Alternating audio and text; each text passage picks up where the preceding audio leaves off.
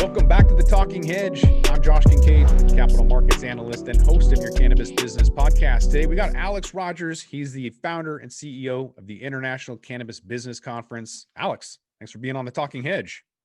Thanks for having me, Josh. Appreciate it. Yeah. So for some people who haven't heard of the ICBC, can you kind of give them a little recap on what you guys do? Yeah, we're kind of the first conference. There's a million cannabis conferences out there, and when we started this in about 2014, there weren't so many, but I still wanted to find a niche that wasn't there yet. And international cannabis wasn't really on anybody's radar. Mm-hmm. Obviously in America, I should say, and or in the United States, I should say. And I just thought that I lived all over Europe, and I kind of consider myself a global soul, and so I'd always just had the druthers to help legalize in Europe, and so we started the International Cannabis Business Conference in Portland, Oregon, eventually San Francisco, eventually Vancouver, and eventually we got into Europe, into Berlin, and the Berlin ICBC became the biggest in Europe for B2B, and my personal fave. But basically what we do is we're a conference that brings people together. We curate a special experience, and talk is cheap. A lot of people say that, but we just put a little more I went to so many cannabis conferences when I was a ragtag activist back in the day, and like the old school Normal conference. Now, big up, shout out Normal, but some of those conferences were just a little bit, it was old school. You had a lot of criminals in the cannabis industry. It was just sociologically congruent, and I just thought we could do a better job and wouldn't have to come off as stoners. I'm a stoner, but I'm a magna cum laude graduate of political science also, but I am a full-fledged stoner, you know what I mean? And I just want people to know that stoners can do stuff too, and not only can we do it, but we can do it better. So ICBC is a great quality experience in terms of curating like a great networking experience, and of course a lot of awesome speakers, and then we have counterculture after parties afterwards, and it's just kind of the whole deal, kind of a cerebral academic day, and then at night we kind of let loose a little bit. So I was up there at the Vancouver ICBC last year when the Canadian border was still open. So I wanted to talk to you about some of the things that I was listening to and some of the transgressions that's been happening post-pandemic. But before I get there, I kind of want to ask you about the industry in general, kind of with international. As you mentioned, you started it because you didn't see people doing that. I was working with the World Trade Center here locally in Tacoma, Washington, on an export store, like an e-commerce international platform.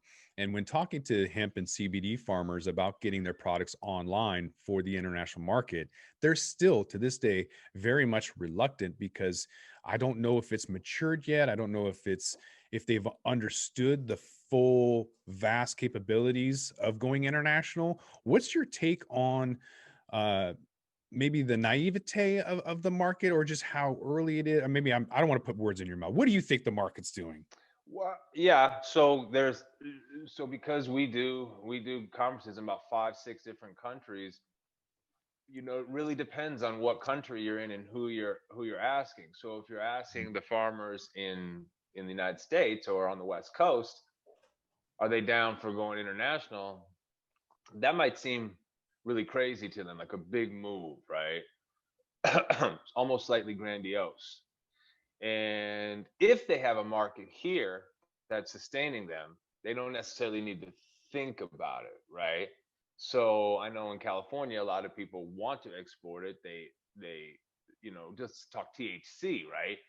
They're dying to, they can't wait. As for the CBD, the market's pretty strong here, but yet it is starting to happen in the United States, and people are feeling more comfortable with it. And if you go up to those same people that might have been a bit reticent, if you gave them an actual plan and said, hey, this is what we're gonna do, it's gonna go to Switzerland, and then they might be like, well, yeah, let's do it. Because it's incumbent upon the person who's making a deal or whatever to make it as cogent as and clear as possible of what's going to go down with this big step that they're taking. Now, when you talk about other countries, they are international. You go to Europe and except for maybe Germany, everyone thinks internationally, right? And so there's a lot of different rules, and so we're regulated by state and feds basically. Canada's kind of the same thing, but states with provinces are the analogy for the states. And then in Europe, it's they actually care what the United Nations says about weed. So when we first started doing conferences there, the Germans would come up to me like, "Oh, Alex, we want to import, but the UN will never let us do that." And I was like, "The UN? What's that?"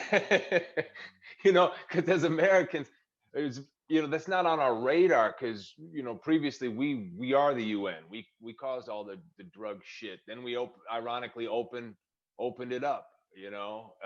Therein lied a grand irony.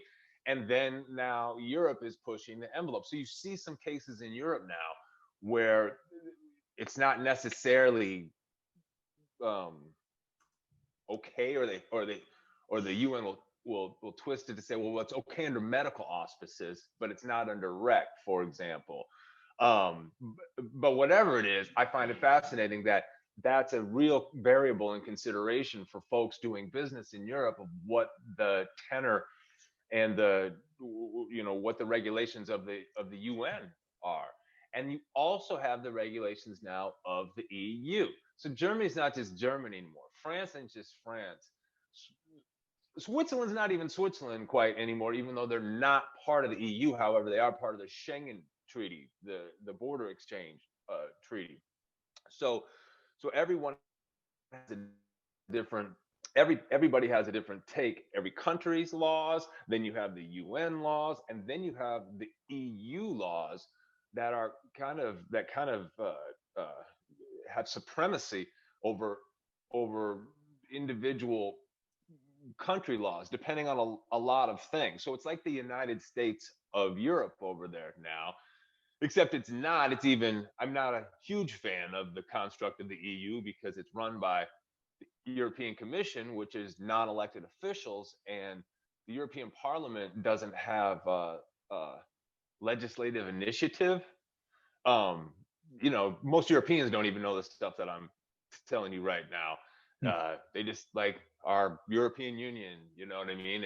And there's varying, on the streets, nobody's for the EU in Europe because or at least the Eurozone, because it made prices go up. So I'm digressing here, but my point is that there's a lot of variables and everything's international over in Europe. So you go there and everyone's like, oh yeah, the Switzerland, yeah, we're getting the CBD to the Spain, and then Macedonia, and then we're going up to London and then Denmark, and then every country has its respective thing going on. And then they have the other hierarchical rules they don't have to, but should and kind of do sometimes follow from the UN and the European Commission. So they say implementation is 90% of the law, right? Mm-hmm. So even with all this regulated hierarchical construct, it still matters what's going on the ground, and you do see the envelope being pushed over there also. And CBD is a great example how it's been and being pushed right now. Well, it's definitely interesting seeing, like a town in northern France and then Greenland both banning alcohol early on in the pandemic and then promoting CBD. We're not really used to that. So now that it's become essential business, all of that stuff has changed. So kind of expanding on what you were just talking about, because there was 5 things that I wrote down when I was at the International Cannabis Business Conference in Vancouver, BC last year. And of the 5 things, it was regulations, mergers and acquisitions, international investment, international export, and strategic partnerships. So I'm wondering about, maybe a crystal ball prediction or things that you've seen and or heard that kind of lend credence to both international export and international investment in 2021. Well, yeah, okay. So now herein lies the $64,000 question. Because if you had asked me this question a year ago, I would have had a slightly different answer. Hmm. But ultimately, the answer is the same. It's going off. You can't even. I couldn't even understate or overstate how important it is to, if you have a niche in the international cannabis market, be it through product or investment or partnership or whatever it is, these can be really, really, really important partnerships to cultivate right now. Because it doesn't take a Rhodes Scholar to figure out that the cannabis thing is going only one direction. And in some ways, the pandemic is something that has actually possibly accelerated, um, or accentuated this notion of cannabis commerce, right? So Europe's also very different in that they're not as, we think of Europe as very progressive and liberal, and of course they are in a lot of ways, but they're also very conservative. And when it comes to in like old school traditional ways, and when it comes to cannabis, Europe can be very conservative. So when the financial crisis happened here in America 12 years ago or whatever it was, 13 years ago, that was when we started legalizing weed. Because the activists, we'd been doing it under the auspices of human rights, go figure, civil liberties, what a concept, up to the point where we had the recession. And then it was, we're going to do this for, look how much money everyone can make, right? And your economy's fucked and your economy's fucked, but we're going to legalize, and we're going to unfuck ourselves by legalizing weed. And we actually see, Colorado came on, and then a lot of other states, Washington, you guys right there, and boom, it just happened. I'm a little sad as an activist that we forgot about the humanitarian or civil liberty aspect of it, seemingly. But this the same analogy is kind of true right now for Europe, that they have the pandemic in Europe, or the lockdowns, or whatever you want to call or deem it as. Uh, and so this is, and I don't like when people say, "Oh, this is an opportunity for a new this or that for the pandemic." The lockdowns, they suck, and they suck. However, reality is reality, realismus, and it's a huge opportunity now in Europe to push forward for recreation, because it's so easy to talk medical marijuana in Europe, but it's so hard to talk recreation. Mm. For example, in Germany, like 85, 90%, some ridiculous number, are pro medical marijuana, right? But then it's like 35% rec. So the discrepancy between who's in favor of medical and rec is crazy. Now I think that's going to change, and I think this pen the whatever you want to call it is going to, the shitty situation we're in is going to accelerate the pro opinion for recreation. And I think it's going to be for some of the same reasons that it was accelerated in America 13 years ago. So before this, I would have had, my answer would have been like, it's on, it's going, it's gradual. And now I think it could be even quicker. Mm. It might not be. It might be. It's like hindered in some way. It's like 2 steps back, 3 steps forward type thing happening here. And when I talk to my colleagues in Europe, it's kind of like my colleagues here. Most people are doing pretty well in the cannabis industry under the lockdowns, comparatively speaking to some other industries. And the same is true in Europe. When you talk to people, they're like, it's going off and this and that. And now you're finally starting to, see those mergers and acquisitions happen. And there's been a couple major decisions recently in Europe that have really helped the market. Um, the UN actually or they say cannabis is not a Schedule 4 drug anymore, and that's huge. So they've kind of rescheduled it. And then the European Commission has said that that CBD is not a narcotic. And so so these are huge decisions that have I think they might have come about whether the pandemic had happened or not, but these are examples of huge institutional decisions on a high institutional level that have been made that are opening up the market. So as for mergers and acquisitions and whatnot and partnerships, people are feeling a lot more comfortable coming into a market where they know. I mean, it's still volatile as heck. Don't get me wrong, but it's not. It's that volatility has seemingly been a bit mitigated with these big institutional decisions.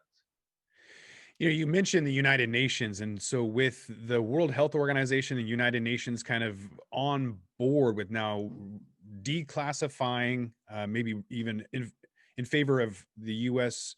Rescheduling cannabis, wondering how that's going to change, especially with the FOMO that Mexico's legalization could have on the U.S. sandwiched between Canada and Mexico, and yet the importance of strategic partners in that scenario, because Starbucks didn't work in Australia, McDonald's didn't work in Iceland, and yet those are staples that you would think are plug and play anywhere. But it just highlights the importance of understanding the local culture and how to really break into a new culture with a new product or service, even though it works everywhere else. So how do you foresee that legalization happening and working its way Uh-huh. internationally with those strategic partnerships? Yeah, well, I mean, I know how I see legalization happening, and it happens a little bit, when you talk about understanding the respective locale. That's what I've learned by doing all these events around the world, is I get to see the cannabis market Mhm. in all these different places where it's thriving. And you see some consistencies with and some constants uh, with everything, but then you also see every respective area has their own nuances.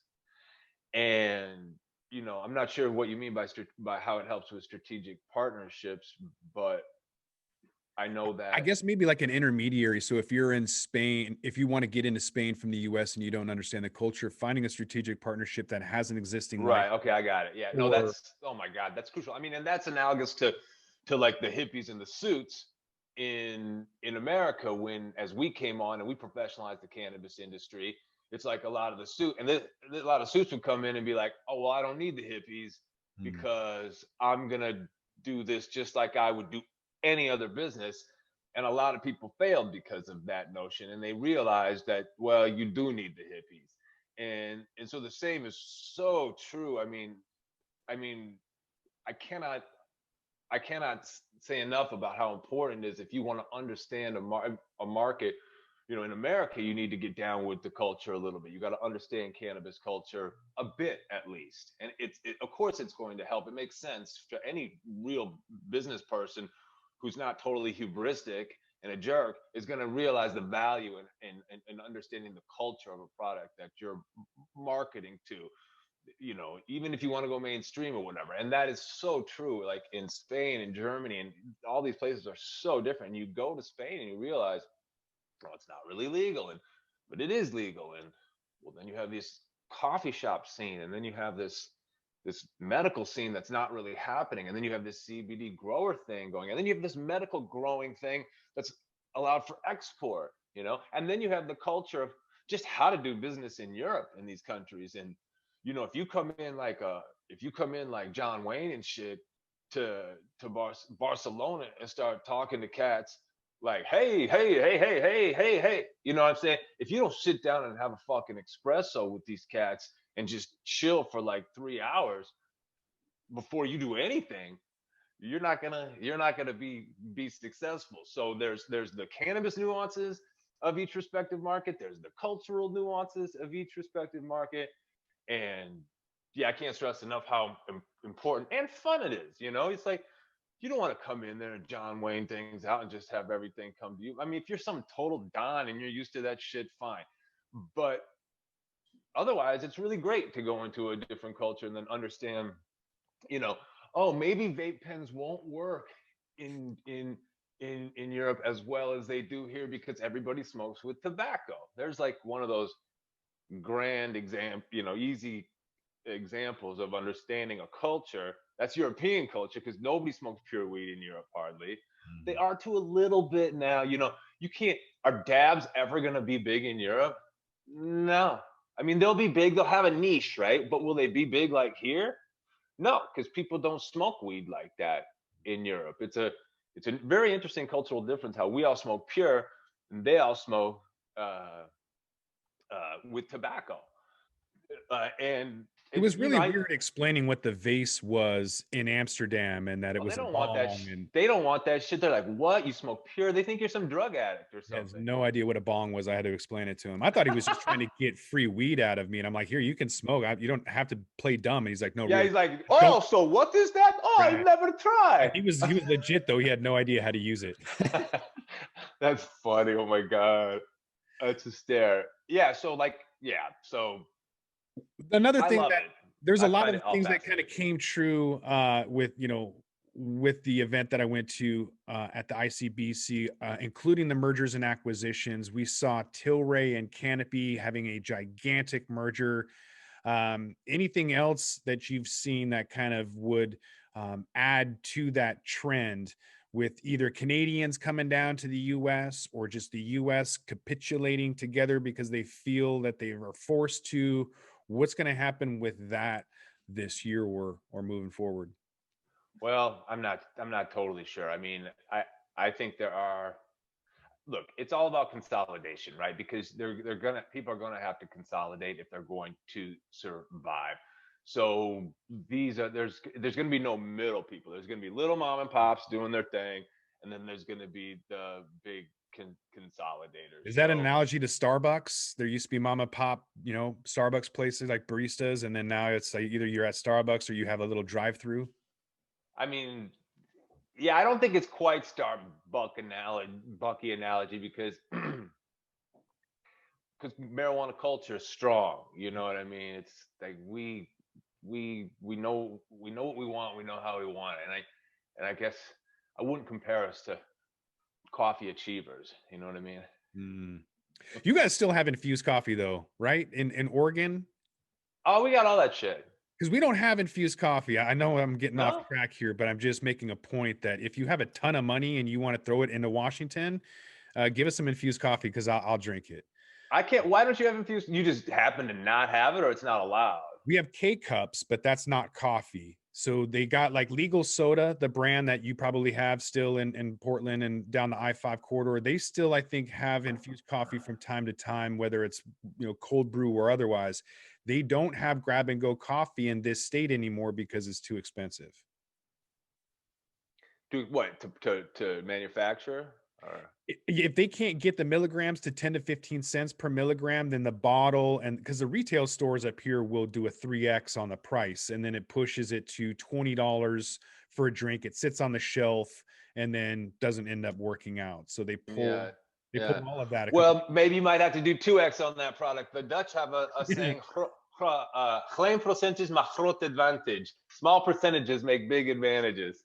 Yeah, that's the way it's going to have to be in the end. I was just talking to a friend earlier about waiting for $20 a pound because I was at the store getting some cones and tobacco's there, $18 and change for a pound in a bag. I'm like, that's going to happen eventually. Yeah, yeah, no doubt. Well, I mean, in Oregon, it's cheap as hell. Like our market is so awesome, You bro. still Like got $30, $40 ounces down there? hell yeah. I mean, yeah, you can actually go in and get some deal and get a zipper for 40 bones, bro. It's like it was 400 when I, in Yeah. California in 1994. Yeah, yeah. I remember. I know it was debilitating. So events, we still got this lockdown BS, not able to open up the Canadian border. Certain countries don't want people. How is the International Cannabis Business Conference looking to move forward? Is it this year? Is it next? When are we going to be able to get together and pass around a joint again, if ever? Uh, um, man, I just it's funny because I'm so we're about to publicly announce our 221 events next week, and I'll announce them. I'll break news and announce them right now. They have not been publicly announced. So, and I'm really excited. Our next event. So we're first. I'll say that we're we spun off to we're doing B2B, our B2B conference, and we're also doing smaller global investment forums now. Uh, Financial events, investment events, partnership events, and our first event for 221 will be in Austin, Texas, at the Lakeway Resort and Spa, May 6th and 7th, and that's going to be a global investment forum. Our Berlin event will be July 7th through 9th, and that's the 7th, a one-day global investment forum, and the 8th and 9th of July will be the big B2B. And then I have a couple more, but that's all I'm going to announce now. But we got some other totally dope shit coming up too. And yeah, I mean, I figure we got to push back to normalcy, man. You know, it's just, I called up, where am I going to do an event? I've always wanted to do an event in Austin. They're open to do events. So I'm like, okay, I'm going to go to Austin to do the event. I rented like 3 times as much space for the people that'll be there. So we will be cognizant of not having to be crammed in like sardines anywhere. I don't think anybody wants that, pre-COVID too. You know what I'm saying? It's like if you at these conferences, it's nice to be at least cognizant of staying healthy, no matter what it is. But we've got it going on. We've got the hotel, the venue's amazing, and we're having VIP receptions and after parties, and a lot of it's going to be outdoors in Texas on these wraparound decks looking over Lake Travis. We're going forward, brother. And for Berlin, we're right now we're capped at 1,000. That could go up. But if we have 1,000-person event in Berlin, we'll be very happy. And the funny thing is in Berlin, it's the big 3-day event, and we've rented about 3 times as much space for 1,000 people for that also. But we're pushing forward, man. It's funny because everybody has an opinion on COVID and the lockdowns, and they certainly run the gamut. But when I call folks, I've been calling people the last 2-3 weeks, priming our core constituency, if you will, and everybody's super stoked, bro. Like even the most hardcore fearful people of COVID are still saying, I'm coming. You know what I mean? They have to come. It's like they're just tired of being sedentary, and they want to interact with people. And to tell you the truth, businesses are suffering. When we get together again, we're going to be like, what? I mean, who knows what the possibilities are? And and I think everybody's restructured to understand how to keep overhead low and how to work as efficiently as possible through all this. So I think when we do make partners, I think we kind of know, everybody knows what they want a little more, what they need. And when we see it, we'll latch onto it, and we'll go forward with it. So it's been heartening to see the reaction. Well, I'm wondering if post pandemic, if it's going to be a hybrid now of in person and online for certain people that just aren't ever going to be comfortable. You got Bloomberg and CNBC saying that travel will never go back to normal. The CEO of Airbnb was saying that conveniently right after he went IPO. Yeah, fuck them. They just want to. It's all fear porn. You know what I'm saying? Never go back to normal. What a stupid fucking thing to say. You know what I'm saying? Never go back to normal.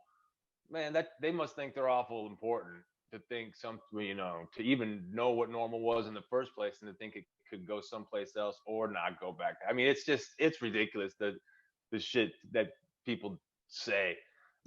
We are going back to normal. In fact, you'll have a sense of normalcy at our conferences, and we'll make sure of it. And so it's incumbent upon each one of us to not succumb to authoritarianism. And that's what this is turning into, is authoritarianism. No matter which side you're on, it's just clear this can go bad. It's so similar to 911 to 9/11 to me. When after 9/11, the FISA courts expanded. You had Guantanamo. You had all the spying from the NSA. You had all this Homeland Security became a new agency, right? And I'm definitely digressing a little bit here, but it's the same shit. They just take control, they take power, and then it never regresses or goes back. They don't retract it. And that's the same thing for this. If we let them keep taking power, it's never gonna go back. And I don't care how you feel. This is just normal sociology 101. So we're pushing forward, man. We're like, none of this. No, God, of course we're gonna go back to normal. And if I have anything to say about it, or if my colleagues have anything to say about it, we are the normal. We create our world. They don't create our world. We create our world. And we have to remember that. And we have to be respectful for everyone's opinion. Everyone has different opinions about this. Safe. But what the cool thing is, Josh? If you're scared to come to one of these events, you don't have to come. What a concept.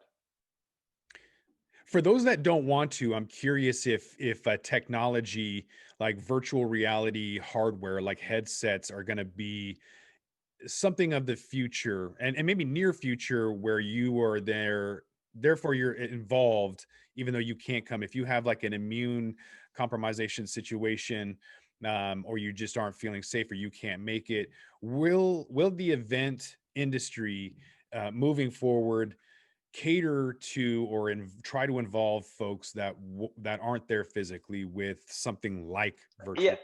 Yeah, and that's we've already had that. And will that happen more? Yeah, there's no doubt that that'll happen more. And we're even going to do it for our Berlin event specifically, the big one. We'll offer a virtual. We did a virtual event in June. It was successful. I personally hated it. It was just like, It's not the same. So bad. I'm a hands-on guy. I'm touchy feeling, right? It's like, oh God. So I decided I'll never do a just virtual event again. I mean, never say never, but I don't think I'll ever do a virtual. It just doesn't float my boat. That being said, we want to be considerate of people who want to be part of this network, but don't feel comfortable. If you are immune compromised, you got to be, going out anywhere, you got to be careful. If you are, or if you have multiple comorbidities, you have to be careful. There's no question about that. Therefore, for the smaller global investment forums, I will not offer a virtual ticket. I don't think they're very exclusive high-end events, and I really want to promote. You're going to have to come to the event if you want to be part of it. I don't see much that someone could get out of it. Also, if I thought there was real value in selling a virtual ticket for that, maybe I'd do it. But for Berlin B2B, when there's 1,000 of Europe's, God knows how many people on the app of Europe's finest, of this international multitude of cannabis players, then we will offer a ticket for the Berlin event. That will not be live, though. You're not going to be live watching the events live. We'll render that material 24 hours after it's done.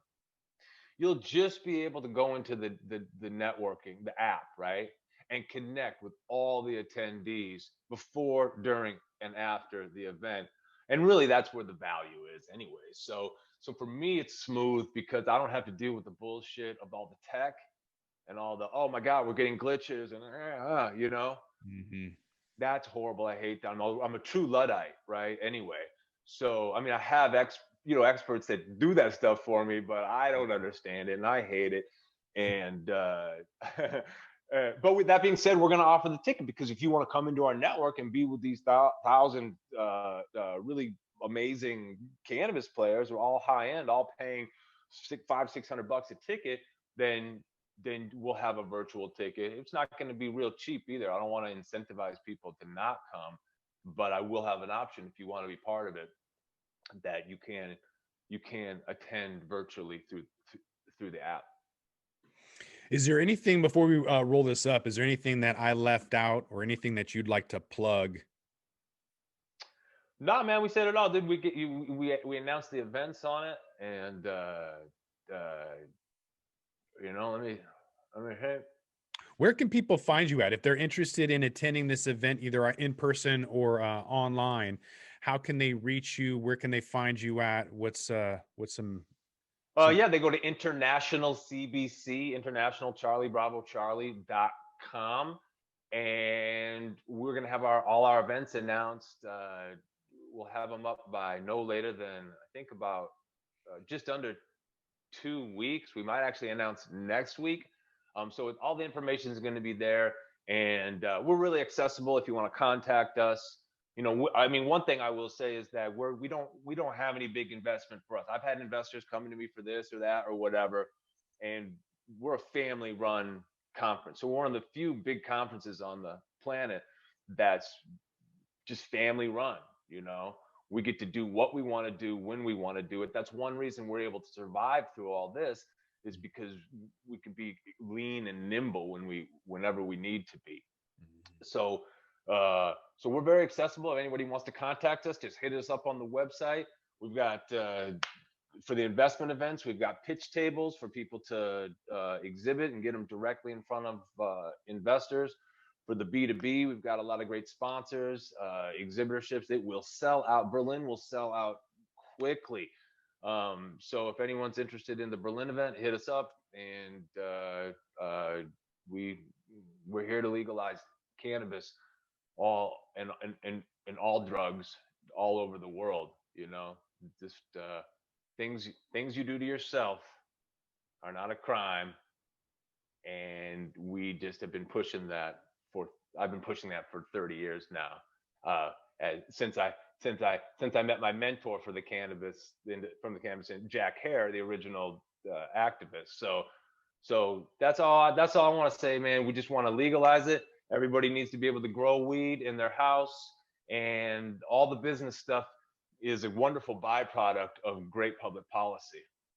Mm-hmm. Yeah, and we'll have some of those links in the description, in the show notes as well. So cool, dude. I want to thank my guest, Alex Rogers. He's the CEO and founder of the International Cannabis Business Conference. Alex, thanks for being on the Talking Hedge. Appreciate it, Josh. Thank you. You're welcome. I'm Josh Kincaid. This is the Talking Hedge. Don't forget to like, share, and subscribe, or don't, and I'm out. Don't forget to smash that like button on your way out, and check out these other videos that we've got.